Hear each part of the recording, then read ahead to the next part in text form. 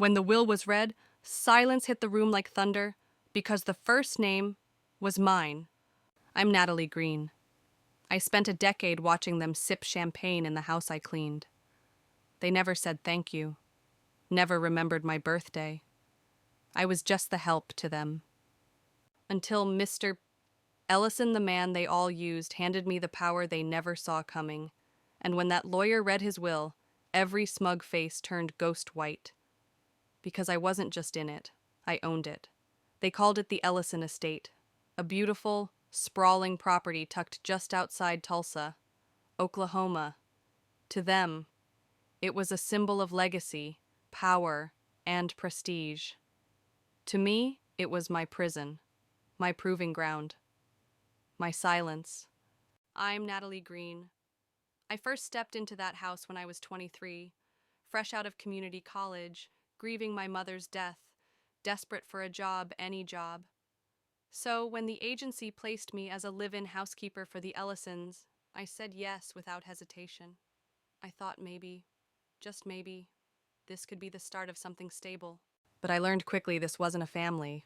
It was a dynasty. And dynasties don't notice the servants. Mrs. Ellison would pass by me without eye contact. Her friends never acknowledged me. The Ellison kids, Jade and Matthew, treated me like background noise. If I spoke, they spoke over me. If I cleaned, they dirtied. I was invisible in every family photo, even though I ironed the clothes they wore in them. Still, I worked. I polished their silverware. I scrubbed floors while they hosted galas and toasted to their fortunes. I stitched buttons, made herbal tea, even walked their dog when the weather was bad. And every time, they walked right past me. Except one person. Mr. Ellison Thomas was different, quiet, observant. He wasn't warm, not at first, but he was the only one who ever looked me in the eye. The only one who asked me what I was reading when he caught me with a book during my lunch break. "The bell jar," he said once. "That's heavy stuff for a housekeeper." I remember smiling awkwardly, unsure if it was a compliment or mockery. But he nodded, said, "Sylvia Plath had a sharp mind. Don't lose yours in here." It was the first time in years I felt seen, not as help, not as furniture, as someone real. But the rest of the family, they didn't change. They grew colder. There was a Thanksgiving dinner, one of those massive, candle-lit affairs with turkey, wine, laughter. I had spent all day in the kitchen preparing it, hours of chopping, seasoning, roasting. My hands ached. My back was on fire. When they sat down to eat, I hovered at the edge of the room, waiting to serve. Not one of them acknowledged me. Later that night, I found a half-eaten plate in the trash with a smear of cranberry sauce. No one said thank you. No one ever said thank you. One evening, I overheard Jade laughing on the phone. "She's like a ghost," she said. "Natalie, I forget she's even there." I stood behind the door, holding her dry-cleaned coat. I remember how numb my fingers felt, how hot my face got. I wanted to scream, to cry, to quit, but I didn't. Because Thomas had once told me, power doesn't always roar. Sometimes it waits. So I waited, I worked, I watched. I noticed how Mrs. Ellison kept her wine glass full, how Matthew lied about his internships, how Jade's boyfriend never stayed more than a week. I saw their cracks, their secrets, things no one else saw because they never looked down long enough to notice me. But Thomas did. He started leaving books on the kitchen counter, classic literature, historical memoirs, notes in the margins, as if he was trying to speak to me in code. One day, he handed me The Count of Monte Cristo. Inside the cover, he'd written, "To the quiet ones. Timing is everything." I didn't know what he meant, not yet. But I kept reading, I kept learning, I kept my head down. Because when you've been invisible long enough, you learn how to listen between the lines. And someday, I knew, my silence would speak louder than their laughter. The first time I truly realized how replaceable they thought I was the day they introduced a new assistant. Her name was Taylor, fresh out of college, blonde, peppy, and dressed like she walked out of a catalog. Mrs. Ellison called her a breath of fresh air. I was told to train her on things I had done for 8 years without praise. Polish the silver, prepare the linens, handle the flower arrangements. Suddenly, Taylor was taking credit for everything, and I was pushed further into the shadows. "You're like a ghost in this house," Matthew said once, with a chuckle. He wasn't trying to be cruel, but that made it worse. Cruelty you can confront. Indifference. That's a death sentence for the soul. I kept silent, smiled when expected, disappeared when needed, but inside, I was building something, brick by brick. Every insult, every dismissal, every name they forgot became the foundation. There was one night, late summer, when Thomas called me into the library. The others were away some event in the city. He was sitting in his armchair, a blanket over his knees, looking smaller than I remembered. "You ever think about leaving?" he asked quietly. I paused. "Sometimes." He nodded. Not yet." Then he gestured to the table. There was a leather folder, a pen, a single sheet of paper with legal headers. "I need a witness," he said. "Someone I trust." I blinked. "Me!" He gave a tired smile. "You've seen everything, and you've said nothing. That's power most people can't handle." I didn't ask questions. I signed, and in that moment, something shifted. Weeks passed. His health declined. I started bringing him his medications, keeping track of his appointments, even reminding him when to eat. Taylor was busy networking on the Ellisons' behalf. The others barely noticed he was fading. But I did. I watched the sharpness in his eyes dull. I heard the struggle in his breath. And still, no one came. One evening, he handed me a small box, inside a key. "To the study," he said. "When the time comes." "What time?" He didn't answer, just closed his eyes and leaned back. The time came 3 weeks later. I found him asleep in that same chair. Only this time, he didn't wake up. They all came rushing in then. Tears, sobs, chaos. Jade shrieked about her dress being ruined by mascara. Matthew cursed at the caterers for being late. Taylor clung to Mrs. Ellison, looking more like a contestant in a drama series than an assistant. No one asked where I was, but I was there behind the door, holding the key, knowing exactly what Thomas had left me. That night, I entered the study, opened the drawer he had once pointed to. Inside, a thick envelope with my name on it, and a single sentence handwritten across the front. "Timing is everything." The envelope contained copies of documents, legal filings, and a notarized letter addressed to Mr. Franklin, his personal lawyer. Alongside it, a note from Thomas. "Natalie is to deliver this in person, no one else." The funeral was scheduled for the following week. It was extravagant white roses, a string quartet, even press coverage. They paraded grief like it was a performance.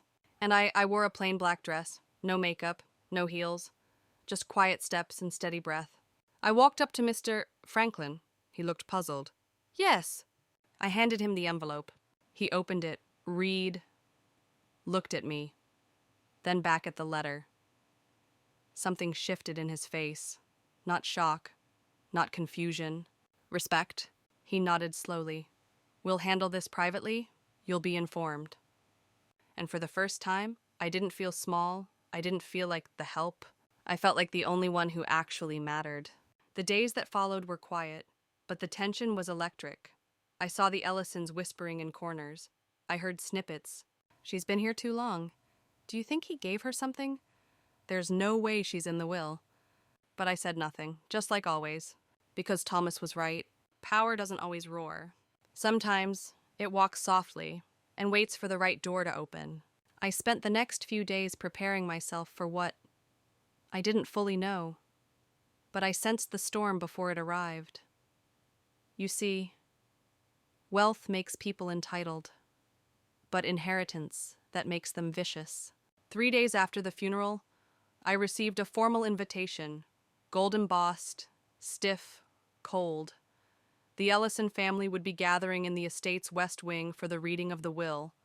All interested parties were expected to attend. Interested parties? They didn't expect me to be one. They thought I would bring refreshments, clear the glasses, and fade into the walls like always. But I arrived in the same black dress, same steady breath. I took a seat at the long mahogany table without asking. Jade looked at me like I had lost my mind. "That's for family," she hissed. I said nothing. Mr. Franklin entered, calm, collected, holding a folder thick with paper that could slice throats better than knives. "We're here to honor the wishes of Mr. Thomas Ellison," he began. "I ask that everyone remain civil." The room fell silent. He opened the will, cleared his throat, and said the words that turned their world upside down. "To Natalie Green." I didn't look around. I didn't need to. I could feel their eyes burning into me. Jade gasped audibly. Matthew muttered something obscene. "I leave the primary residence, including the land and assets contained within. Additionally, she will serve as executor of the estate, with full authority to distribute remaining assets according to my outlined wishes." "Mrs. Ellison stood up so fast her chair scraped the floor. "This is ridiculous," she snapped. "She's the maid." Mr. Franklin didn't flinch. She was also the only person Thomas trusted. The rest of the will was a blur to them, I'm sure. But to me, it was clarity.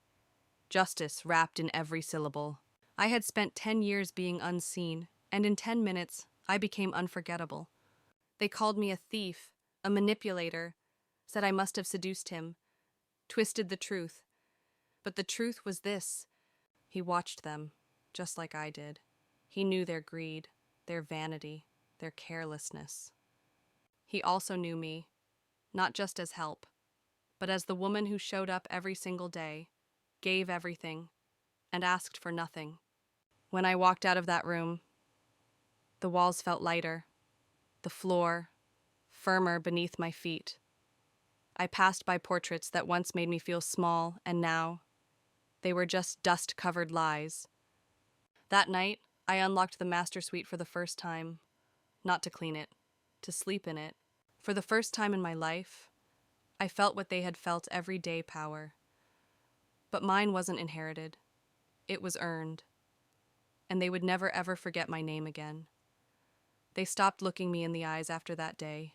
Every time I walked into the room, they either scattered like dust in sunlight or stared as if I was wearing the devil's smile. It didn't bother me. I had spent a decade watching them ignore me. This silence, it was finally my own. But they weren't done. No one gives up a fortune without a fight.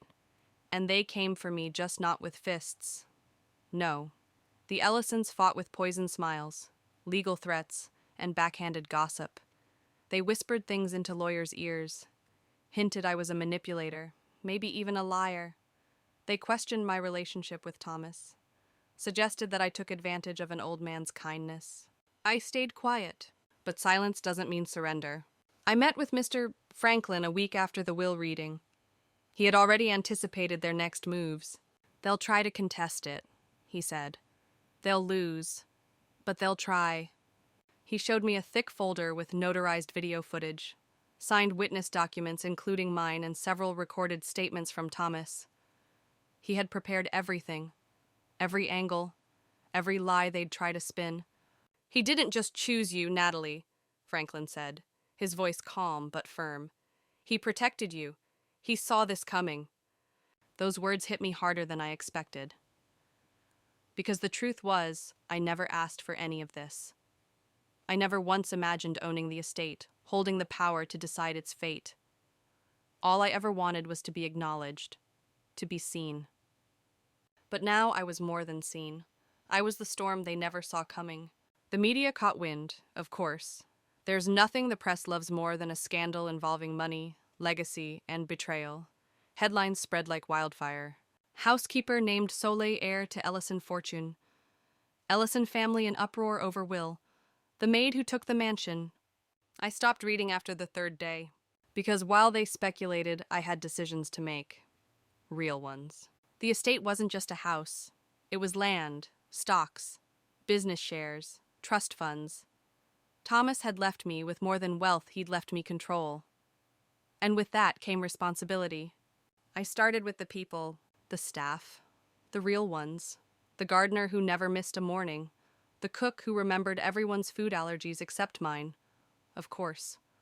The groundskeeper who once fixed my car battery in the rain while Matthew stood inside watching. I gathered them all in the kitchen one afternoon. "You're not invisible to me," I told them. "You never were." I raised wages, improved benefits, gave them proper days off. One of the maids cried when I handed her health insurance documents. That's when it hit me this wasn't revenge. This was restoration. But revenge still had its place. Jade sent her boyfriend to negotiate a settlement. He arrived in an overpriced suit, smiling like he was auditioning for a TV show. "We believe it would be best for everyone if you just walked away. Quietly." I tilted my head. "And let you take back the house your father trusted me with." He shrugged. "It's just what's expected." I smiled cold and clear. "I don't do what's expected anymore." He left with nothing but silence in his hands. The worst came from Matthew. He showed up unannounced, tried to push past the front gate, yelled things like, "This was supposed to be mine. You think you belong here? You were a ghost in this house?" I stepped outside, looked him in the eyes for the first time in years. "You're right," I said, "or I was a ghost. But ghosts don't leave, they haunt." That shut him up. After that, the Ellisons retreated. Not out of surrender, but out of strategy. I knew they were regrouping, trying to spin the story, save face. But the town had already turned. Neighbors who once smiled politely at them now whispered about what really happened. Local business partners began distancing themselves, even Mrs. Ellison's charity circles grew quiet. Power, once cracked, never looks the same. One evening, I walked into the study again, sat in Thomas's chair, looked out the window the way he used to, and I realized something. I didn't inherit the Ellison fortune. I inherited their truth. And now I got to decide what to do with it. The following morning, I found a letter, slipped under the door, no stamp, no name. Just my own, written in shaky, dramatic ink, Natalie. Inside, a plea from Mrs. Ellison herself. She wrote that she hadn't known how close I was to Thomas, that she was shocked by his decision, that perhaps we could find common ground, a conversation over tea, like two women of the house. I read it twice, then I fed it into the fire. Common ground doesn't exist between a person who sees you as a human and one who only sees your usefulness. Still, I knew I had to tie up loose ends. The trust accounts, the charities, the corporate board meetings Thomas had quietly controlled. So I met with lawyers, with accountants, with shareholders who blinked twice when I entered the room. "You're Natalie," one man asked. "I am," I said, "and I'm not leaving." What surprised me most wasn't the resistance, it was the respect. Because unlike the family, these people understood one thing: legal authority. Thomas hadn't made me a token. He made me the executor, the one with the power to shape his legacy. I reviewed every contract, every donation, every name tied to the Ellison estate. I cut ties with corrupt partners. I tripled contributions to shelters Thomas once quietly supported. And I wrote personal letters to every staff member who had ever been laid off unfairly. This wasn't just management, it was reclamation. Weeks passed and then months. Slowly, the estate transformed. The laughter returned not from champagne toasts, but from children running across the back lawn during a charity picnic. The music changed from orchestras hired for ego to piano notes played by a scholarship student on the Grand Ellison Baby Grand. And one night, as the sun dipped low, I stood at the balcony and realized this house no longer echoed with their voices. It echoed with mine. I was never meant to be a shadow, and now they can't outrun it. Because I didn't just survive their silence, I turned it into a symphony. I didn't change overnight, but the house did. No more silent halls filled with bitterness. No more cold stares and fake gratitude. Instead, warmth returned slowly, but surely. And with it, I found pieces of myself I thought had died long ago. One morning, I opened the study drawer again, not for legal papers, just to see. Inside, beneath the old leather folder, was another envelope I hadn't noticed, smaller, thinner, marked in Thomas's handwriting, for when you've forgotten who you were. Inside was a single photo, me dust on my face, sleeves rolled, sitting in the garden with a book in hand. He must have taken it when I wasn't looking. On the back, just 5 words, she was never just help. I cried, not because I was sad, but because someone had seen me, long before I ever saw myself. And now, the world would never forget again. Not my name, not my worth, not the legacy I chose to build from the ashes of theirs. Because I didn't steal the Ellison empire, I earned every brick of it, and I built something better, something mine. Legacy has a sound. And for the Ellisons, it used to be footsteps on marble, clinking glasses, and polished voices that said nothing of value. Now it's laughter in the kitchen, footsteps of barefoot children running through the garden, and my voice reading aloud from Thomas's old books as the sun sets through the west window. But peace never arrives without someone trying to ruin it. 3 months after I took ownership, the Ellisons made their move. It started with a letter delivered by courier, sealed in gold-trimmed envelopes like royalty was speaking. Inside, legal jargon twisted into accusations. They were contesting the will, the claim mental instability, that Thomas had not been of sound mind, that I must have influenced him in a vulnerable state. The irony, these were the same people who hadn't even noticed when he stopped eating. I met Mr. Franklin again. They filed with state court, he said. They're throwing everything at it: money, influence, media pressure. I breathed slowly. I had prepared for this, because Thomas had. We submitted video recordings, Thomas, months before his death, speaking clearly and firmly about his intentions. We showed logs of every meeting, proof of consultation, even a psychological evaluation he had done voluntarily. But the Ellisons, they weren't fighting to win legally. They were fighting to win in the court of public opinion. Articles began to surface, anonymous sources, insider tips, headlines like, "Was the maid manipulating the millionaire?" "Ellison Empire at risk, family battles outsider control." I stopped checking the news, but I couldn't avoid the whispers. At the grocery store, a woman in pearls gave me a too sweet smile. "You must be Natalie. I've read so much about you." She didn't mean it kindly. I nodded. "I hope you read the part where I paid for the new pediatric wing downtown." That shut her up. Still, I felt the weight of it, the pressure, the judgment, so I leaned on the people Thomas trusted. His accountant, his lawyer, his former assistant, a quiet woman named Doris who gave me a hug that said more than words ever could. We fought back, not with noise but with facts. We gathered timelines, receipts, scanned signatures. Every time the Ellisons spun a story, we dropped the truth like a blade. It was exhausting, but then came the court date. They arrived in suits tailored tighter than their faces. Mrs. Ellison wore sunglasses inside the courtroom. Jade acted like she was on a reality show. Matthew smirked at every objection our side raised. And me, I wore the same black dress I'd worn at the funeral. Not out of spite, out of memory. Thomas's voice echoed in my head.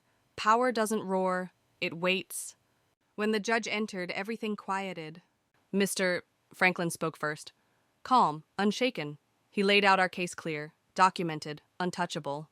Their lawyer tried every angle: confusion, character assassination, insinuation. At one point, they suggested I must have faked the video recordings. "You're saying she manipulated the timestamp of 6 separate surveillance feeds across 2 law firms?" the judge asked. One brow arched. Their lawyer stammered. The courtroom chuckled. By the second day, the Ellisons were visibly unraveling. Jade snapped at a reporter outside. Matthew stormed out after the judge denied a motion. Mrs. Ellison refused to look at me. Then came my turn to speak. I stepped up to the witness stand, took a breath, and I told the truth about the 10 years I lived in that house, the things I witnessed, the kindness Thomas showed when no one else did. The book he gave me, the story of a man who waited years for justice, and the moment he asked me to be his witness. I didn't cry. I didn't shout. I just spoke, clearly, as someone who had been silent long enough. When I finished, the room stayed quiet. The judge leaned back, folded his hands. "This court sees no evidence of fraud, coercion, or manipulation. The The will stands. The estate remains under the legal authority of Miss Green. Gavel drop, just like that. Outside, reporters swarmed. Microphones flew. Questions blurred. How do you feel, Natalie? What will you do next? Do you forgive them? I looked into the lens of the biggest camera. I'm not here for revenge, I said. I'm here to honor the only person who ever saw me. Then I walked away. Back to the estate. Back to the house that once held echoes of other people's names. But now it carried mine. That night, I didn't sleep, not because I was restless, but because I was finally still. The battle was over, and though I bore no scars you could see, I felt the weight of every blow they had thrown my way. I walked the halls of the house, barefoot, alone. Each portrait on the walls now told a different story, not of power inherited, but of power revealed. In the hallway leading to the study, I found the last thing Thomas had left me. Taped to the inside of a cabinet door, a handwritten list. It read, "If you're reading this, Natalie, then you won. Now. Remember, 1. Share it. Power isn't meant to rot. 2. Protect it. They'll come again. 3. Never stop being who you were before they noticed you." His words stayed with me, etched into bone. The next week, I created the Green Foundation, named not for pride, but for purpose. Its mission to uplift invisible workers, domestic staff, caretakers, hourly laborers, people like me, people who'd been stepped over so often, they forgot how to stand. We launched housing programs, legal assistance teams, educational grants, and every single brochure carried a quote, "You were never just help." The media stopped calling eventually. The Ellisons moved out of state quietly, with no statements. Their names faded from the columns they once dominated, but mine grew. Not because I screamed, not because I fought dirty, but because I endured. And in that endurance, I built something that mattered. People still ask me, do you ever regret it? Regret the fight? The fallout? The war I never asked for? No, because what I have now isn't a mansion. It's a movement. A living testament that the overlooked are often the ones carrying everything.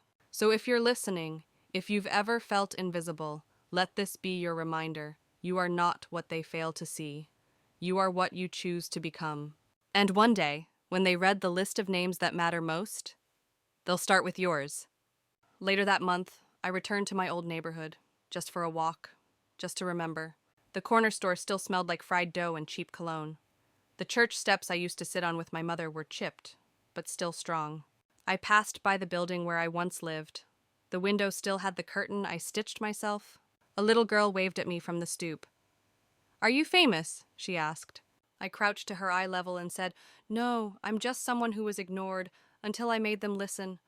She smiled. I smiled back. And for the first time, I knew this story. My story was never just about inheritance. It was about becoming undeniable. Victory doesn't always come with fireworks.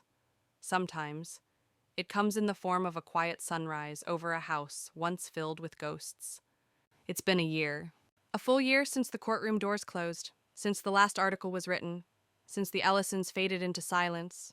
And in that time, I've learned something no inheritance could ever teach. Power is not possession, it's presence. And I am here. The Green Foundation has expanded.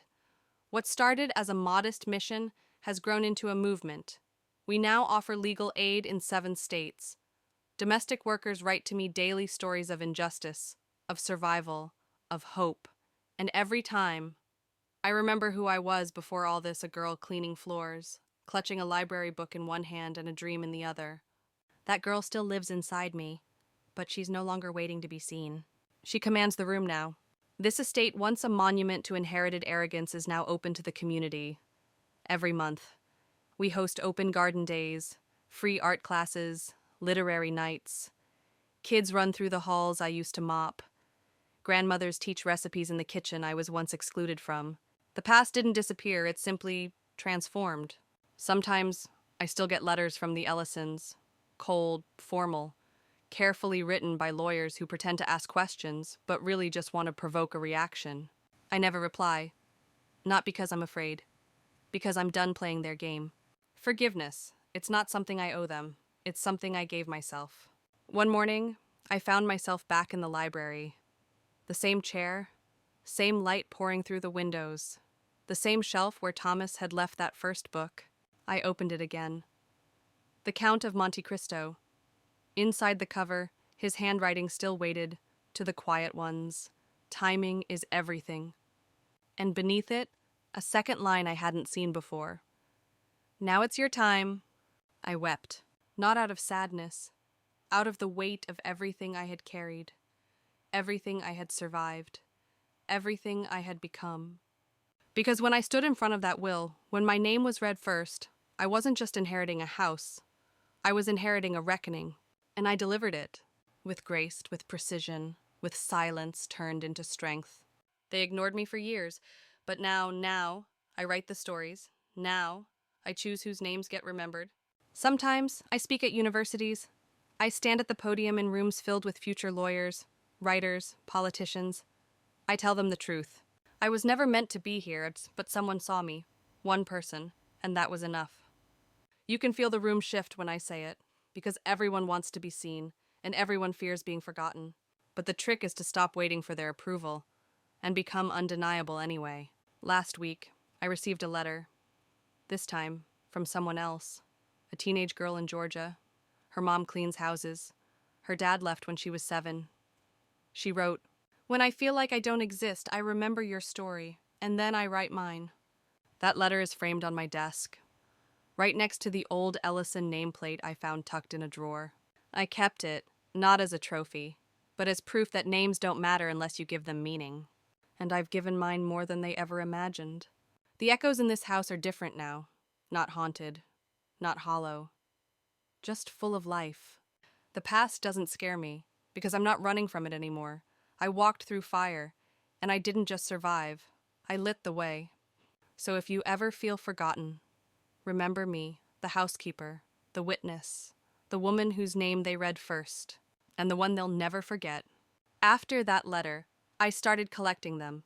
Notes, emails, scribbles from people I'll never meet. Each one a reminder that this story, my story, has outgrown the house that birthed it. One letter came from a man in Nevada. He worked night shifts at a casino, used to mop floors at 3 a.m. He wrote, "You made me feel like I matter, like what I do counts." And it does. It all counts. The quiet jobs and the overlooked lives, the people who show up without applause. For years, I thought silence was survival. But now I know our stories are our weapons. Our names are not whispers. They are declarations. And my Natalie Green, not heiress, not thief, not lucky, chosen, prepared, and no longer afraid. Sometimes I wonder what Thomas would say if he saw all of this now. The children playing in the courtyard, the foundation growing beyond state lines, my name on banners and booklets. But then I realized he did see it. That's why he chose me. He saw not who I was, but who I could be, if only someone opened the door. And now I open doors for others. In the end, it was never about revenge. It was about rewriting the script, turning their silence into my platform, making sure no one ever had to wonder if they mattered again, because I was the one they never saw coming. And now I'm the one they'll never see the end of. So the next time someone looks past you, underestimates you, remembers your title but forgets your name, smile, wait, then rise. Because one day, the world will turn. And when it does, make sure they read your name first, too. This morning, I walked through the garden. The roses Thomas planted are in bloom again. Same soil, new hands. I stopped at the old stone bench, the one no one used back then. I sat there, journal in hand, and wrote a single sentence. Legacy is not what you leave behind. It's what you set in motion. It's the little moments that carry weight now. The janitor who nods at me like we share a secret. The intern who tells me she doesn't feel invisible anymore. The volunteers who call me Miss Natalie with a pride that has nothing to do with money. I don't walk through this world needing validation, because I built something stronger. Self-worth that doesn't vanish when the applause ends. There are still hard days. Days when I hear the old voices, the doubt, the fear, the ache of being forgotten. But I no longer carry those voices alone. now. I lead a choir of the unseen, and together, we are louder than anything they ever tried to silence. So I'll end this the only way I know how. If they ever question who you are, don't answer with words. Answer by becoming unforgettable. That's what I did. That's what you'll do. And when the world gathers to speak of power, of legacy, of names carved into stone, let yours be first.